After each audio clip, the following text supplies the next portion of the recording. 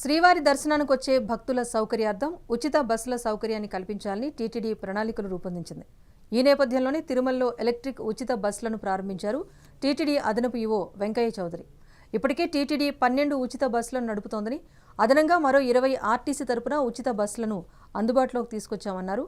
ప్రస్తుతం ప్రతి 8 నిమిషాలకు ఒక ఉచిత బస్ భక్తుల కోసం అందుబాటులో ఉందని, ఆర్టీసీ సేవలతో ప్రతి 6-7 నిమిషాలకు తిరుమలలో ఉచిత బస్ భక్తుల సౌకర్యార్థం అందుబాటులో ఉంటుందని తెలిపారు.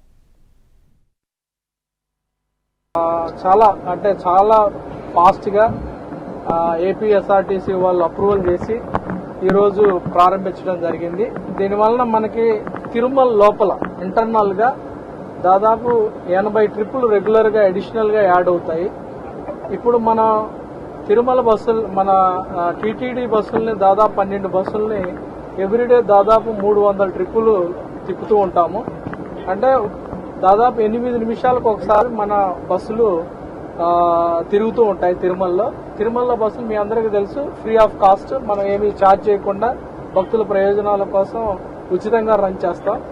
ఈ 80 ట్రిప్పులు కూడా ఏపీఎస్ఆర్టీసీ రన్ చేసే వాటి వల్ల కూడా ఫ్రీ ఆఫ్ కాస్ట్ తోటి చేయడం వలన అడిషనల్ గా టైం 8 నిమిషాలు కూడా వెయిట్ చేయకుండా దాదాపు 5 to 6 మినిట్స్ లో భక్తులకి ఉచిత బస్సు, అది టీటీడీ బస్ అయినా కావచ్చు, లేకపోతే ఏపీఎస్ఆర్టీసీ బస్ అయినా కావచ్చు, అది అదనంగా వాళ్ళకి